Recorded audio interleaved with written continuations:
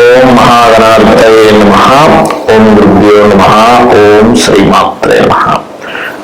పరమేశ్వర స్వరూపమైనటువంటి జ్యోతిష, వాస్తు మరియు ఇతర అనేకమైనటువంటి శాస్త్రములను మనకు అందించినటువంటి మహర్షులకి నమస్కారం. హయగ్రీవ హయగ్రీవ హయగ్రీవేతి యోవదే తస్య నిస్సరసేవాని జన్మకన్యా ప్రవాహవత్. అరుణాం కరుణాతరంగితాక్షీం ధృతపాశాంకుశ పుష్పబాణచాపాం అనుమాదిభిరావృతాం మయూకైః అహమిత్యేవ విభావయే భవానీం. శ్రీమాత్రే నమః. ప్రేక్షకులకు ఆ లలితాంబిక అమ్మవారి యొక్క అనుగ్రహం పరిపూర్ణంగా కలగాలని మనస్ఫూర్తిగా కోరుకుంటూ మనం ఈరోజు చెప్పుకోబోయేటువంటి టాపిక్స్ ఏమిటి అంటే, వాస్తుపరంగా కానీ జ్యోతిష్యపరంగా కానీ వారికి ఆయా ఇబ్బందులు ఉన్నప్పుడు ఎటువంటి పరిహార మార్గం చేసుకోవాలి అనే ఒక్కొక్క దాని మీద మనం చెప్పుకుంటూ ఉన్నాం. అయితే దీనికి ఎన్నెన్నో కొన్ని కండిషన్స్ ఉంటాయి. మనం చేసే పరిహారంలో కానీ, వాస్తుపరంగా చేసుకునేది కానివ్వండి, గృహపరంగా మన జాతచక్రరీత్యా చేసుకునేటువంటి పరిహారం కానివ్వండి, అదేంటనేది ఆఖరిలో చెప్తాను. ఆఖరి వరకు వీడియో వినండి. ఈ మధ్యకాలంలో వచ్చే కేసెస్ ఏవి ఎక్కువగా వస్తుంటాయి, ఏవి ఎక్కువగా మీకు అవుతుంటాయి? అంత చేతులు ఎత్తేసిన కేసులు, సపోజ్ హెల్ప్లెస్ మా దగ్గరకు వస్తాయి. ఇప్పుడు రుమటైడ్ ఆర్థరైటిస్ ఉంటుంది. రుమటైడ్ ఆర్థరైటిస్ లో వాళ్ళు కార్టిజాన్ స్టెరాయిడ్స్ పెట్టుంటారు, ఇంకా వీక్ అయిపోయి కిడ్నీ ప్రాబ్లం వచ్చి వాళ్ళు వస్తారు రెఫరెన్స్ పెయిన్స్ తగ్గాలని చెప్పి. బ్యాక్ పెయిన్ లో lumbar spondylitis, disc prolapse, sciatica వాళ్ళు అట్లా నెంబర్ ఆఫ్ కేసెస్ వస్తుంటాయి. సమస్యలకు 100% ట్రీట్మెంట్ గ్యారంటీ. 20 సంవత్సరాల ఎక్స్పీరియన్స్ కలిగిన అంతర్జాతీయ హోమియో వైద్యులు డాక్టర్ బెల్లంకొండ నాగేశ్వరరావు గారి ఆధ్వర్యంలో హోమియో ద్వారా 100% ట్రీట్మెంట్. For appointments 8121998560. మీ ఆరోగ్యం మా భరోసా. చాలా మందికి కుటుంబంతో సఖ్యత లేకపోవడము, లేకపోతే సోషల్ గా వాళ్ళు వెళ్ళలేకపోవడము, అంటే సోషల్ గా అంత ఎదగాల్సినంత ఎదగలేకపోవడము, సోషల్ గా నేమేం తెచ్చుకోవాలనేటువంటిది ఒక ఆకాంక్ష వాళ్ళకు ఉండడం జరుగుతుంది. దీనికి జ్యోతిష్ శాస్త్ర రీత్యా కానీ, వాస్తురీత్యా కానీ ఎటువంటి మార్పులు చేసుకోవడం ద్వారా, ఎటువంటి పరిహార మార్గం చేసుకోవడం ద్వారా బాగుంటుంది అనే విషయం మనం ఇప్పుడు తెలుసుకుందాం. ముఖ్యంగా కుటుంబంతో సఖ్యత లేదు అంటే జ్యోతిష్ శాస్త్రంలో 2వ స్థానము ఉంటాయి. అంటే కుటుంబ స్థానము, కుటుంబ అధిపతి ఎవరయ్యారో చూసుకోవాలి. ఒక్కొక్క లగ్నానికి ఒక్కొక్కరు ఉంటారు. అలాగే ప్రధానంగా శుక్రుడి యొక్క పాత్ర అధికంగా ఉంటుంది కుటుంబ స్థానానికి.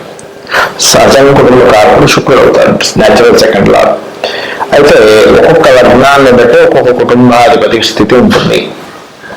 ఈ కుటుంబాధిపతి కనుక వెళ్ళి కేతుతో కలిస్తే కుటుంబంతో ఏర్పాటు. అంటే చిన్నప్పటి నుంచే కొంతమంది చూడండి, హాస్టల్లోకి వెళ్ళి చదువుకున్నానండి, ఒక ఏజ్లో నన్ను 7వ తరగతిలోనే వేసేసారు, దాని తర్వాత నా చదువంతా హాస్టల్స్ లోనే జరిగింది, దాని తర్వాత ఉద్యోగం ఇంకో దగ్గరికి వెళ్ళిపోయాను, కాబట్టి కుటుంబంతో ఉండడం సరిగా లేదండి అంటూ ఉంటారు. కారణం ఏంటంటే వాళ్ళ జన్మజాతకంలో చాలా స్పష్టంగా బయటకు వెళ్ళి ఉండే యోగం ఉంటుంది ఒకటి. లేదా మరి కొంతమందికి కుటుంబంతోనే కలిసి ఉంటారు కానీ వాళ్ళకి వీళ్ళకి పడదు. ఎందుకంటే కుటుంబంతో ఘర్షణ ప్రయోగం ఉంటుంది. ఇదంతా ఎందుకు వస్తుంది అంటే, పూర్వజన్మల్లో మంచి కుటుంబం ఉండి కూడా తెలుసో తెలియకో అజ్ఞానంలో మనం వారితో విభేదించడమో గొడవ పడ్డం చేయడం వల్ల ఈ జన్మలో కుటుంబం యొక్క సపోర్ట్ అనేటువంటిది ఉండదు. మరి దీనికి ఏం చేసుకోవాలి, దీనికి ఏమైనా పరిహారాలు ఉంటాయా అంటే, ఒకటే గుర్తుపెట్టుకోండి, దీనికి మీ కుటుంబాధిపతి ఏ గ్రహం ద్వారా పాడైందో చూసుకుని దానికి సంబంధించిన పరిహారం అంటే దానమో మంత్రమో చేసుకోవాలి. కానీ సహజంగా కుటుంబ సంబంధించిన విషయంలో ఇబ్బందులు వస్తున్నాయి అన్నప్పుడు, అంటే జాతక చక్రం లేదు కానీ ఒక పరిష్కారం తెలుసుకోవాలనుకుంటున్నాము, గణపతి ఆరాధన ఎక్కువగా చేయాలి. మీరు ఎంత గణపతి యొక్క ఆరాధన చేస్తారో కుటుంబంలో అంత సఖ్యత అనేటువంటిది పెరుగుతుంది, గుర్తుపెట్టుకోండి. అలాగే మీ జన్మజాతకం ఉంటే గనక ఏ గ్రహం తద్వారా, అలాగే అమ్మవారి యొక్క ఆరాధన కూడా కుటుంబాభివృద్ధిని ఇస్తుంది. విష్ణు సహస్రనామాలు, అమ్మవారి యొక్క లలిత మరియు విష్ణు, ఎవరైతే విష్ణువు యొక్క నామస్మరణ ఎక్కువగా చేస్తారో వాళ్ళ కుటుంబంతో ఉండే మిస్అండర్స్టాండింగ్స్ అనేవి తగ్గుతాయి. దీంతో పాటు వాస్తులో ప్రధానంగా పూర్వస్యతు సభాగరం చెప్పడం జరిగింది. అంటే పూర్వస్యతు అంటే తూర్పు భాగంలో సిట్టింగ్ ఏరియా కనుక పెట్టుకున్నట్లయితే ఖచ్చితంగా కుటుంబ సభ్యుల మధ్య ఉండేటువంటి తారతమ్యాలు, మిస్అండర్స్టాండింగ్స్, గొడవలు ఇవన్నీ కూడా పూర్తిగా తగ్గిపోతాయి అని చెప్పి శాస్త్రవచనం. మరి అక్కడ ఏం చేయాలండి, మరి వేరే దగ్గర పెట్టకూడదు అంటే తూర్పులోనే పెట్టడం చాలా చక్కటి ఫలితాలు ఇస్తుంది. ఇది ఈ సిట్టింగ్ ఏరియా అనేటువంటిది. అలా కాకుండా చాలా మంది తెలియక ఉత్తరంలోనూ ఇంకో దగ్గర పెడుతూ ఉంటారు, కానీ తూర్పులో ఇచ్చే అంత మంచి రిజల్ట్ వేరే దగ్గర ఇవ్వదు. ఒకవేళ సరే మీకు ఒకవేళ ఉత్తరంలో వచ్చిందండి ఎంట్రన్స్ మాకు కుదరట్లేదు అన్నప్పుడు తూర్పులో ఖచ్చితంగా కొంత సిట్టింగ్ ఏరియాని ఏర్పాటు చేసుకోవాలి. పెద్ద పెద్ద గృహాల్లో ఏర్పాటు చేసుకుంటూ ఉంటారు. దీంతో పాటు ఇంట్లో ఉన్న వారి మధ్య సఖ్యత మీకు పెరగాలి అంటే తూర్పు గోడకి చక్కగా లైట్ గ్రీన్ కలర్ ఉండేలా చూసుకుని, colours is also most important. దీంతో పాటు ఒక రాముడు, సీత, లక్ష్మణుడు, భరత, శత్రుఘ్నుడు మరియు ఆంజనేయ స్వామితో కూడి ఉన్నటువంటి రామ పట్టాభిషేకం యొక్క పటాన్ని తూర్పు భాగంలో పెట్టండి. 100% మీ ఇంట్లో మీ కుటుంబ సభ్యుల మధ్యని సఖ్యత అనేటువంటిది పూర్తిగా పెరుగుతుంది. దీంతో పాటు రాముడి యొక్క కళ్యాణం ఎక్కడైనా జరుగుతుంది అక్కడికి వెళ్ళి మీ వంతు ఏదైనా సహాయం చేయడము. ఇంట్లో రామదేవుడు ప్రధానికి చెప్పుకునేవారు, ఒకప్పుడు ఆదివారాలు చేసేవారు. ఆదివారం రోజు కానీ రాముడికి సంబంధించిన భజన కానీ రామనామం స్మరణ కానీ ఇంట్లో వాళ్ళందరూ కూర్చొని చేస్తే కూడా ఖచ్చితంగా కుటుంబ సభ్యుల్లో సఖ్యత, సోషల్ గా బాగా ఎదగడం. చాలా మంది చూడండి, రాజకీయ నాయకులకి ఉంటుంది, నేను సోషల్ గా బాగా వెళ్ళాలని, అందరూ నన్ను గుర్తించాలి, గుర్తింపు వస్తుంది, రాజకీయ ఎదుగుదల వస్తుంది, కుటుంబ సభ్యుల మధ్య సఖ్యత వస్తుంది. అదేవిధంగా అంటే మీరు మిస్అండర్స్టాండింగ్స్ ఏదో కుటుంబ సభ్యుల మధ్య బయట అంటే మీ బంధువర్గం మధ్యలో ఉండేటువంటివి కూడా తొలగిపోవడం జరుగుతుంది. ఇప్పుడు నేను చెప్పినటువంటి దానికి కొన్ని కండిషన్స్ చెప్తానని చెప్పాను. అది ఏమిటి అంటే, ఒకటి గుర్తుపెట్టుకోండి, జ్యోతిష్ శాస్త్ర పరంగా చెప్పినటువంటి పరిహార మార్గం ఏదైతే ఉందో, పాయింట్ నెంబర్ 1 మీరు కంటిన్యూస్ గా చేయాలి. ఉదాహరణకి ఒక ఆలయానికి వెళ్ళండి అని చెప్పాను, ఆ ఆలయానికి వెళ్ళడం కంటిన్యూస్ గా చేయండి. రోజు నిత్యము లేదా వారానికి కనీసం 2-3 రోజులైనా కంటిన్యూస్ గా వెళ్ళడం చేయండి. ఒకటి. రెండవది, ఏదైతే మంత్రము చెప్తానో, ఉదాహరణకి ఉద్యోగ ప్రాప్తికి ఓం శ్రీమాత శ్రీ మహారాజ్ని శ్రీమత్ సింహాసనేశ్వరి నమః మంత్రం. చాలా మంది ఏం చేస్తారంటే 108 సార్లు చేస్తానండి అంటారు. మీకు సంఖ్య మీదే ఉంటుంది దృష్టి, మంత్రం మీద ఉండదు. అలా చేస్తే ఒక 10 నిమిషాలు, 20 నిమిషాలు, అరగంట, 40 నిమిషాలు చేస్తే ఉత్తమం. రోజు చేయండి. అంటే ఒక ఉదాహరణ చెప్తున్నాను నేను మీకు. ఆ రకంగా ఏదైనా ఒక మంత్రం చెప్పాను అంటే ఎనీ వీడియోలో 40 మినిట్స్ చేయడం ప్రాక్టీస్ చేయండి, రోజు చేయండి. మీరు రోజు కనుక చేయకపోతే దాని ఎఫెక్ట్ అనేటువంటిది ఉండదు, సరిగ్గా గుర్తుపెట్టుకోండి. ఇక మూడోది ఏంటంటే, చాలా మంది అడుగుతున్నటువంటి ప్రశ్న, వాస్తవంగా చెప్తున్నారు కానీ గృహము కనుక మాది అద్దె గృహం అయితే, అంటే సొంత ఇల్లు కాకుండా రెంట్కి తీసుకున్నాము, అప్పుడు కూడా ఇది పనిచేస్తుందా అని అడుగుతున్నారు. ఒకటే గుర్తుపెట్టుకోండి, మన వెహికల్ కాదు, ఫ్రెండ్ వెహికల్ తీసుకున్నాము, వెళ్ళాము, కింద పెడతాము, ఫ్రెండ్ వెహికల్ మనకి దగ్గర వెళ్ళకుండా ఉంటుందా అనే లాజిక్ అర్థం చేసుకుంటే అది నిజమే కదా, ఫ్రెండ్ అయినా వెహికల్ మనకి దగ్గర వెళ్తుంది.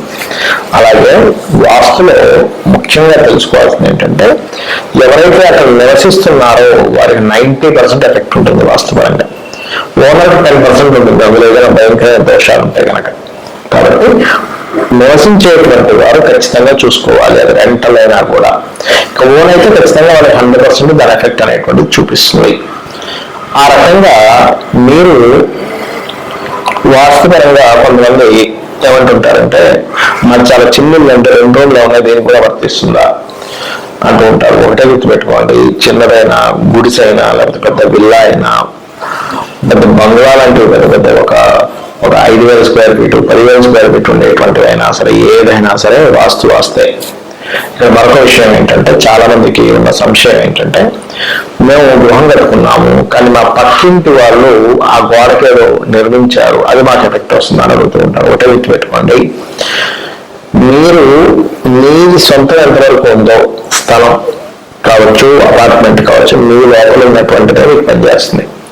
అలా పక్కింటి వాళ్ళు అస్సలు పని చేయదు. అనవసరంగా అపోహల్లో ఉండకండి. చాలా మంది ఏంటంటే, వీళ్ళ గృహం కరెక్ట్ గా ఉన్నా పక్కింటి పెట్టారండి, వాళ్ళు హైట్ లేదు కూడా, అందుకే మాకు ఎఫెక్ట్ వస్తుంది అనుకుంటారు. అలాంటి ఎక్కడ కూడా శాస్త్రంలో లేదు. శాస్త్ర విరుద్ధమైనటువంటి విషయాలు. వాళ్ళు హైట్ పెట్టుకుంటే వాళ్ళ ఎఫెక్ట్ మీకు ఎందుకు ఉంటుంది చెప్పండి. వాళ్ళు అప్పు చేశారు, పక్కింటి వాళ్ళు అప్పు చేస్తే అప్పు వాళ్ళు తీరుస్తారు, మీరు ఎందుకు తీరుస్తారు? అలాగే దోషము ఎవరైతే వాళ్ళ ఇంట్లో వాళ్ళు చేసుకుంటారో వాళ్ళకే ఎఫెక్ట్ ఉంటుంది కానీ మీకు ఉండదు. కాబట్టి ఎట్టి పరిస్థితుల్లో చాలా మంది ఏం చేస్తుంటారు అంటే వాళ్ళు ఈశాన్యంలో బావిలో వేరండి, అది మాకు నైరుతి అవుతుంది కదా అంటారు. వాళ్ళకి ఈశాన్యం, మీకు నైరుతి ఎందుకు అవుతుంది? అది మీ ప్రెమిసెస్ వరకే మీకు నైరుతి, వాళ్ళ ప్రెమిసెస్ లో ఉండే ఈశాన్యం మీ నైరుతిగా సంబంధం ఉండదు. ఇది గుర్తుపెట్టుకోండి. ఎందుకు ఈ క్లారిటీ ఇస్తున్నానంటే చాలా మంది వాస్తులో లేనటువంటి విషయాలను ఇలాంటివి చెప్పి అనవసరంగా పిచ్చి పిచ్చి అన్ని కూడా తయారు చేస్తున్నారు. ఇది గుర్తుపెట్టుకోండి. అలాగే మరొకటి ఏంటంటే ఎక్కువగా ఇబ్బందులు ఉన్నాయి మీకు, అసలు తీరట్లేదు. ఉద్యోగం కావచ్చు, సమస్యలు ఏదైనా తీరట్లే. మీరు ఒక సంకల్పం చేసుకోండి, కనీసం 2 నెలలకి 3 నెలలకు ఒక్కసారి ఏదైనా క్షేత్రానికి వెళ్ళి వస్తూ ఉండండి. మనకి పూర్వం ఏదైనా ఒక సమస్య ఉన్నప్పుడు ముఖ్యంగా క్షేత్రాలకు వెళ్ళొచ్చామని రమ్మనం. ఎందుకంటే క్షేత్ర మహిమ అటువంటిది. మన పూర్వజన్మ కర్మల ఆధారంగా మనం ఇక్కడ ఇబ్బంది పడుతూ ఉంటాం. క్షేత్రాలు, ఏ క్షేత్రాలకు వెళ్తే అక్కడ ఏ దేవతా స్వరూపం అనుగ్రహిస్తుందో మనకు తెలియదు. అంటే మన పంచమ స్థానాధిపతిని బట్టి, దశని బట్టి కూడా ఉంటుంది. అలాగే జాతకం చూపించుకోవడం అనేటువంటిది మీకు సరిగ్గా ధనం లేకపోవడం వల్ల, చూపించుకునేదానికి సరైన వ్యక్తులు లేకపోవడం వల్ల ఇబ్బంది పడుతున్నారు. మొట్టమొదటిగా మీ దశ ఏం నడుస్తుందో చూడండి. మీరు నెట్లో పెట్టిన మీ డేట్ ఆఫ్ బర్త్ కొడితే మీకు చక్రం వస్తుంది. మీకు ప్రజెంట్ ఏ దశ నడుస్తుందంటే అది రిజల్ట్ వస్తుంది. ప్లే స్టోర్లో బోల్డ్ అనే యాప్స్ ఉన్నాయి, free apps. Me date of birth కొడితే ఆ ఫ్రీ యాప్లో మీ మహాదశ ఏంటి వస్తుంది. మీకు ఏమి తెలియకపోయినా ఆ మహాదశ సంబంధించినటువంటి దానం ఇవ్వండి. అంటే రవిదశ నడుస్తుంది, గోధుమలు, చంద్రదశ బియ్యము, కుజదశ కందులు, బుధ మహాదశ పెసలు, గురు మహాదశ శనగలు, అదేవిధంగా శుక్ర మహాదశ బొబ్బర్లు అంటే అలసందలు అంటూ ఉంటారు, శని మహాదశ తెల్లమిందులు, రాహు మహాదశ మినుములు, కేతు మహాదశ విలువలు. కనీసం ఆ దశానాథుడికి దీపం పెట్టడం కానీ, ఆ నవగ్రహాల్లో లేనట్లయితే దానం ఇవ్వడం కానీ చేయండి. అసలు జాతక చక్రమే లేదు, కానీ నాకున్న ఒక్క సమస్య కాదు, బోల్డ్ అనే సమస్యలు ఉన్నాయి. ఒకటే గుర్తుపెట్టుకోండి, 41 రోజులు లలితా సహస్రనామాన్ని ఉదయము సాయంత్రం, లలితా సహస్రనామాన్ని మీకు నోటితో చదవడం రాదు, చక్కగా యూట్యూబ్లో పెట్టుకొని ఒక దీపం వెలిగించి సహస్రనామాలు వస్తూ ఉంటే చక్కగా కళ్ళు మూసుకొని ఇక్కడ ధ్యాస పెట్టి మనసులో ఆ లలితా సహస్రనామాలు వస్తుంటే మనసులో మీరు కూడా చేస్తూ ఉండండి. దానికి తగ్గట్టుగా మీకు ఖచ్చితంగా 40 రోజులు అంటే ఒక మండల కాలం తర్వాత ఇది ఒక దీక్షలాగా మీరు చేయగలిగితే ఖచ్చితంగా మీ సమస్య నుంచి బయటపడతారు. మీకు ఇక్కడ సందేహం కలగవచ్చు, దీక్ష అన్నారు కదండి, అయ్యప్ప స్వామి దీక్షలాగే వస్త్రధారణ చేసుకోవాలా, కిందన పడుకోవాలా, సంసారంతో దూరంగా ఉండాలంటే అలా కూడా చేయొచ్చు. మీ యొక్క నిత్య జీవితంలో చేసే మీ పనులు చేసుకుంటూ కూడా ఈ ప్రక్రియ చేయొచ్చు.